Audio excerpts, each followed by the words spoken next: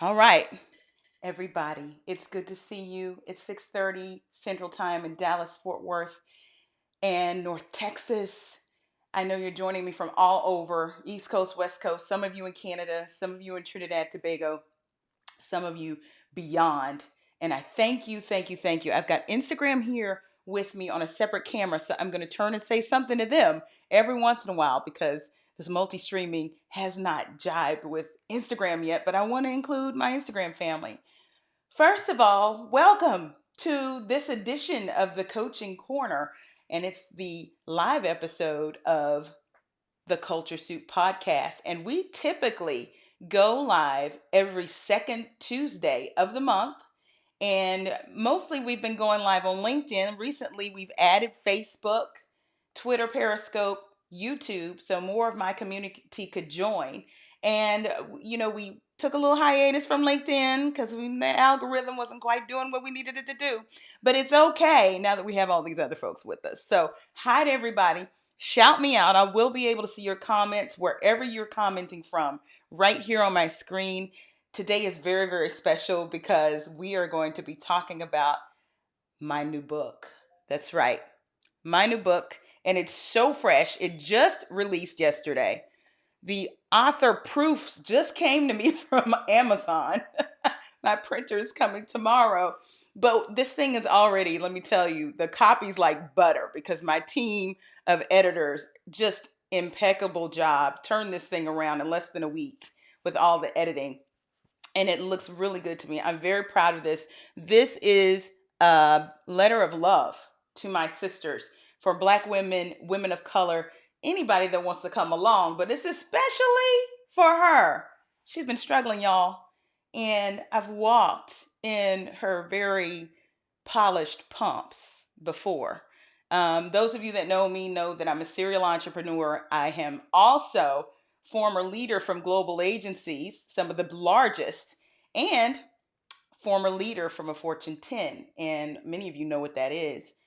I think the perspective that I have, being inside and outside of corporate, being an entrepreneur, brings a special flavor to this writing that's here in this book. And I'll give you a little background because this book is interesting. Um, I have several books right here on the computer. Let me take you back to 2018. Probably, yeah, 2018. And this is chronicled in the book a little bit. That's about the time when I decided that I needed to begin to diversify what I had going for myself. I was very comfortable at this big company, but I also knew that I had a lot that I wanted to achieve. And this goes back to a list that I made when I was in grad school. In grad school, y'all, I was probably 22 years old.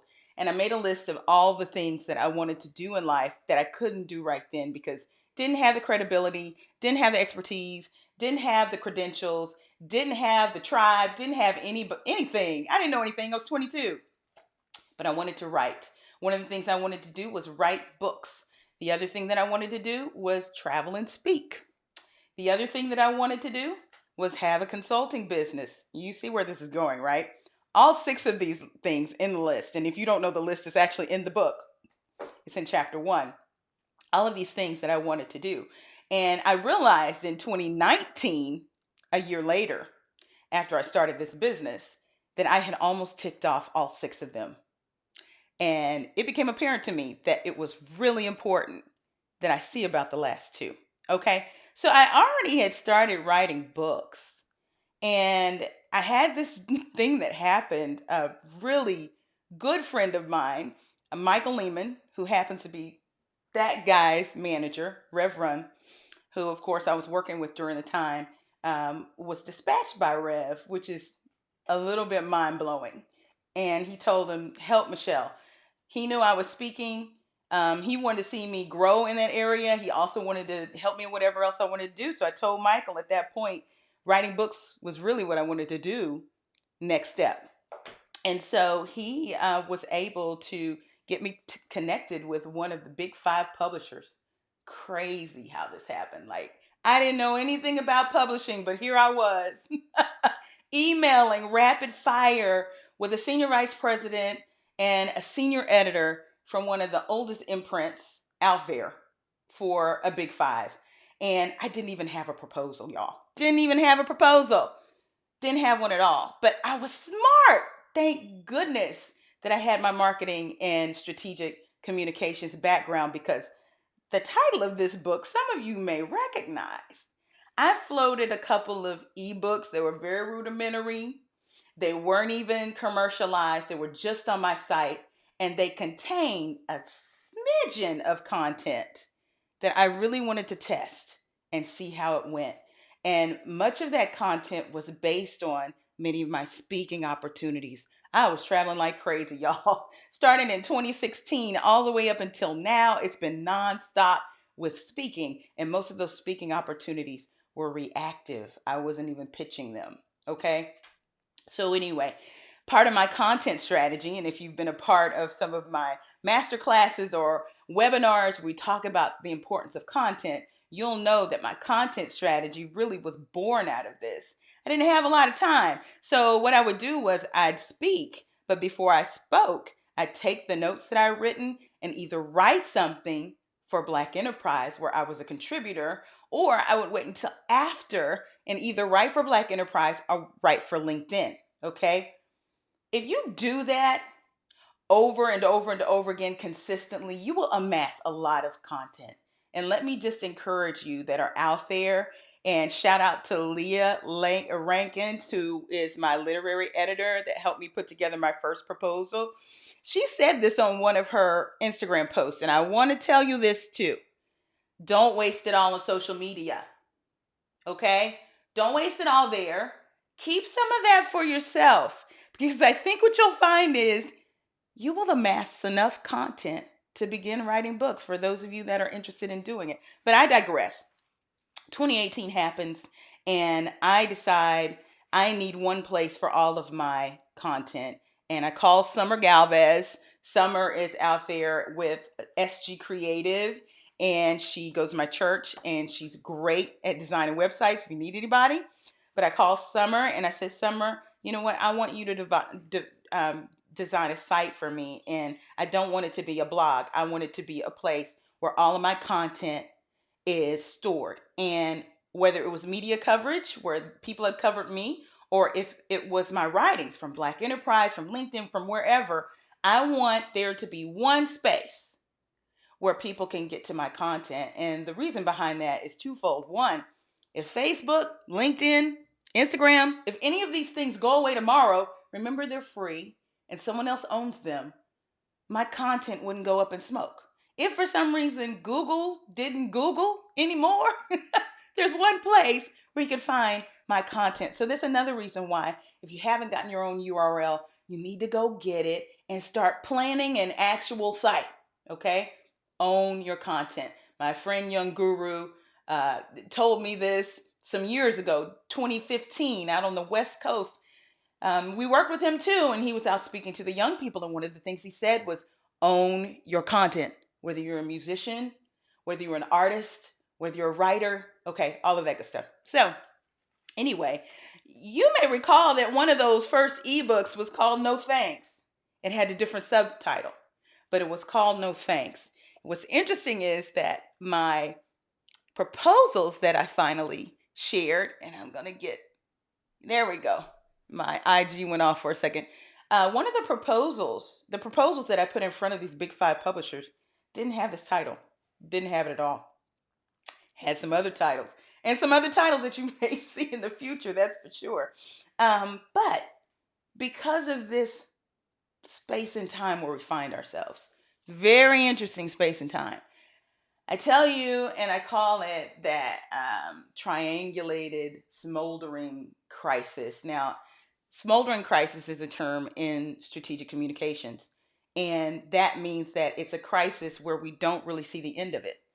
Unlike 9/11, those planes hit those buildings, they crashed in the field, and one, two, three planes down, boom, it was over, and we dealt with the fallout. We haven't seen the fallout of this pandemic meets economic crisis meets crisis in leadership. Okay? All three of them, right? All three of them.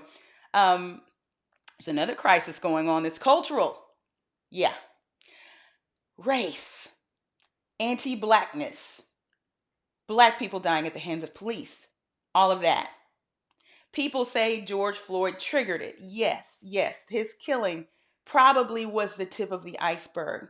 But I submit that if it weren't for the other two or three, we probably wouldn't be where we are right now, and there wouldn't be a worldwide rebuke on racism. Now, what we do with it, well, it remains to be seen, but this pandemic, we don't know when it's going to end. Nobody can estimate. That's a smoldering crisis. Something that happens quickly and it's over and you see the fallout, that's an acute crisis, okay? Two different things. My sister asked me about the term smoldering crisis coming up a few times in this book, but that's the reason why. It's a real term and it's one that we use to talk about a crisis that doesn't end and it just festers. This triangulated crisis has created a perfect storm of such. It's not all bad, it's horrible. We've got death, we've got people losing jobs, we've got all of that. But how many of you have noticed that there has been more than one silver lining in this crisis? More than one. One of them, I submit, is that underrepresented groups, especially black people, especially black women, have an opportunity to step up and lead in ways that we haven't before. And it's not just because, oh, I just selected these folks. There's data to prove that we not only have it in our DNA, but we also have it in our experience. A traumatic experience, generation over generation, but also in the professional realm. In speaking to my good girlfriend, soror roommate, on the Culture Soup podcast, probably about 3 episodes ago, Keisha Kelly, she is a chief nursing officer at one of the largest hospital systems. We talked about this. We're over educated, over credentialed, and I'm talking about professional black women, okay? Over educated. And we knew this talking to each other, but until the 2000 census came out, probably 2016 census, where they noted that black women have more advanced degrees than any other group. We discussed the why. One of the reasons is that we're always having to prove ourselves again and again and again. And what's the one way that we understand that if we get our paper, we can come back and show these folks that we're ready, even after years of experience? Is to go get that MBA, is to go get that PhD, is to go get that master's degree, to get multiple certifications, to do all of these things. So we are over prepared after being passed over and over again. Okay, so the leadership pipeline in the workplace. It goes like this, and somewhere in the middle, before you get to the C-suite and executive leadership, there is a gaping hole. First thing that is spewing out is women, period. Women of all kinds. Somewhere in middle management, we don't know if it's like life. We don't know if it's the culture inside the workplace. We don't know if it's American culture that pressures us around family. And we don't know what that is. Women are spewing out, okay? But let me tell you who's spewing out faster than anyone. Women of color. No matter what color you are, and I keep having to turn my Instagram back on because there we go. All right, try that again. Women of color. And there are biases there, okay? There's research that shows. Cadlis research showed it. Women in the Workplace, McKinsey.org. Okay, McKinsey and Company, leanin.org. Those reports that keep coming back year over year to tell us more about what's going on. When it comes to women in the workplace, they showed that women of color have it even worse. Now, when it comes to black women, they say we have it even worse. And part of that reason is because the way corporate America is set up. It is centered around white maleness. White maleness. Now, this shouldn't shock anybody. Nobody should be like, what are you talking about? No, everybody knows this. Color and gender. look who's at the table, okay? Look who's at the top of the food chain.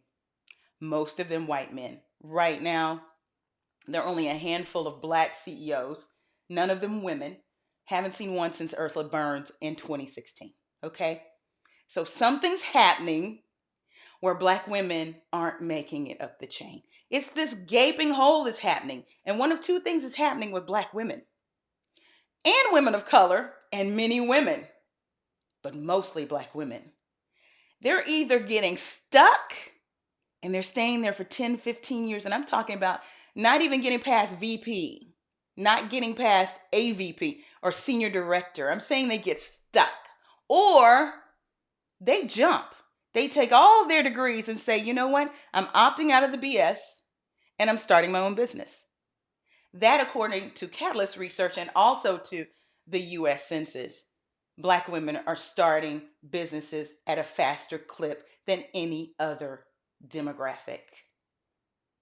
So there's a problem, y'all, especially if you want to stay in corporate and you have executive leadership dreams. What do? That's what we talk about. We're not even just talking about getting to the table. We're already in the room. We're at the table. How do we get to the C-suite? That's what this book is about, y'all. So I not only chronicle some anecdotes from my experience, having been in the C-suite myself, running my own company, being an executive at these global firms, supporting the C-suite for half of my career, and then also having some of the most bomb sponsors and mentors that have voices in this book. So, without further ado, I think I'm going to read to you. And what I wanted to check out for you is about how we as black women, especially in corporate America, run up against several kinds of biases. And they aren't simply from white people. I want to let you know that privilege is layered. And we get into the idea of privilege in this book. And we talk about the different kinds of layered privileges. And then we also talk about how white privilege, white male privilege, is one of those things that is centered in corporate America, but it's also something that you can flip and use to your advantage. But we also talk about how the others who surround these white men who are centered and everybody else who is not, because you know what, it takes everybody to center somebody. Okay, we're all in on it. We're all in on it. We're bought in on it. This is why we go and work for these companies, and they're built this way. This is just how it is, and we accept it to a degree. There are those of us who accept it even more than others. So much so that you will find that people of color will do things to actually keep other people of color and other underrepresented groups out of the C-suite, out of executive, out from progressing. And sometimes they can do the dirty work, not even realizing it, because even they don't think or see people of color as worthy or having the value or having the leadership or even the entitlement to be in a decision-making mode. So let's see. This is from chapter 4. I will be my best advocate. There are 7 affirmations in this book. Along with self-talk, there are some other pieces of advice in here and insights and a lot of coaching to help you get to the next level. This is around when your star begins to rise. Now, as a coach, executive coach, I've been talking to women, especially women of color, a lot, and a whole bunch of black women who have some of the same stories. Some of the same stories. And I'm just going to lose Instagram because my phone just keeps going to sleep. I'm trying, y'all. Okay. When your star begins to rise, what can happen? Okay. And sometimes it's the power center, sometimes it's your own people. Okay. Be aware of the unwritten rules and navigate them like a fox. I mentioned the political craziness that was brewing on my floor because of the unprecedented change that the company was going through.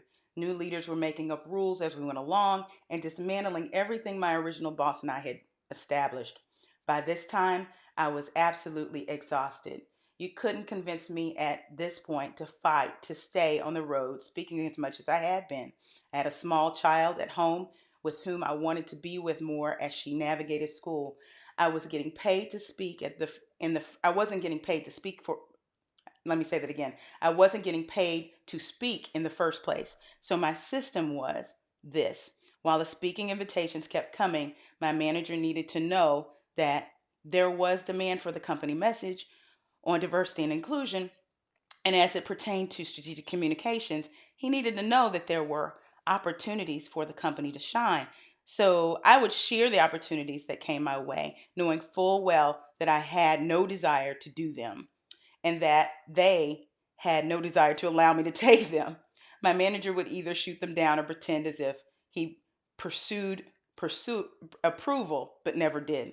And the opportunities would die. I knew at that point that those last minute declines were doing more to hurt the brand than myself. And I welcome the extra time at home with my little one. Workplace challenges like these really rest squarely on the mindset you decide to take. Understand that your brand has its own value, and your company needs that value to reach audiences it could not reach on its own. Some may accuse you of using their platform to broaden their brand, even when your message is clearly about their own. Allow your tribe to center you and tell you the truth. Your brand has value, and your speaking, social sharing, and other forms of employee advocacy actually come at a premium. You will more than likely never get compensated for these activities. You're literally saving your company marketing budget when you post on social media or speak for free on their behalf, and they are not paying an influencer to do the same advocacy. So you want to always find a message in the mess, okay? This is just to acknowledge that political craziness happens, and sometimes biases are cloaked in politics. Political nonsense in the workplace can take a toll on you. You will go through, however, I've heard more than one preacher say that there is always a message in the mess. It's our job to look for the positive opportunities and move forward with those.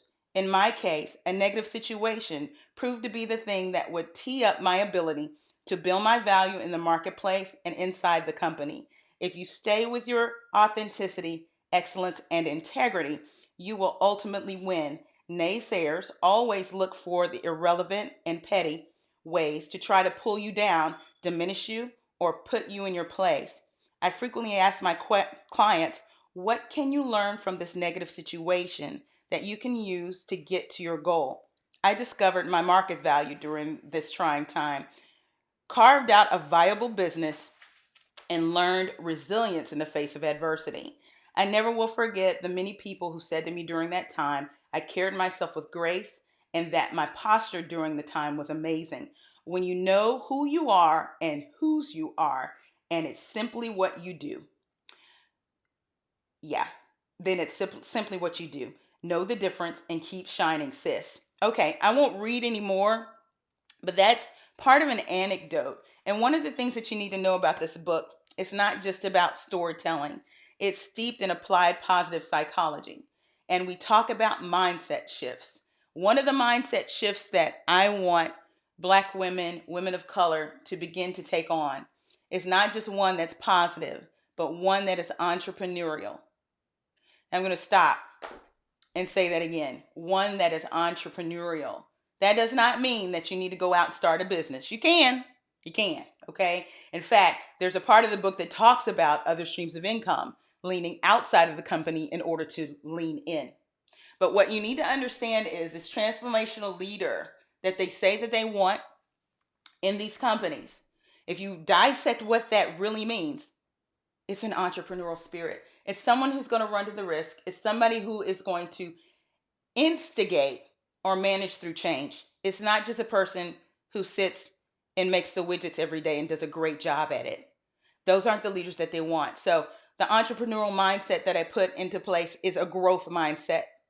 Carol Dweck is one of the foremost psychologists in applied positive psychology that talks about growth and fixed mindsets. Growth mindsets know that failure is going to happen. Failure doesn't mark them. failure is a way to grow and learn. A fixed mindset says, I'm not going to do that because I'm scared I'll fail. And if I fail, what will I do next?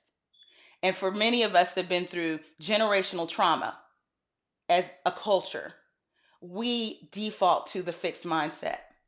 And we need to make an intentional effort to get out of that.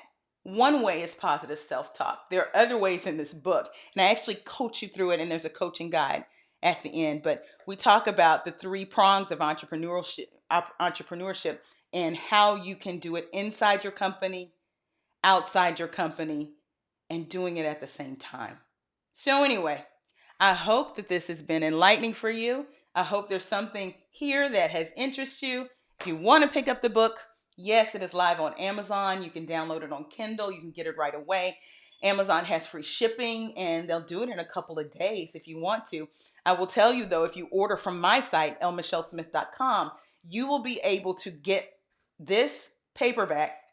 It's going to be a little bit different, special edition. The spine is red. You'll see that. There will be some hardbacks too, but you'll also get a no thanks digital toolkit, which has about $750 worth of content for you that goes right along with this book. I really hope that you will look into no thanks, 7 ways to say, I'll just include myself, a guide to rockstar leadership for women of color in the workplace.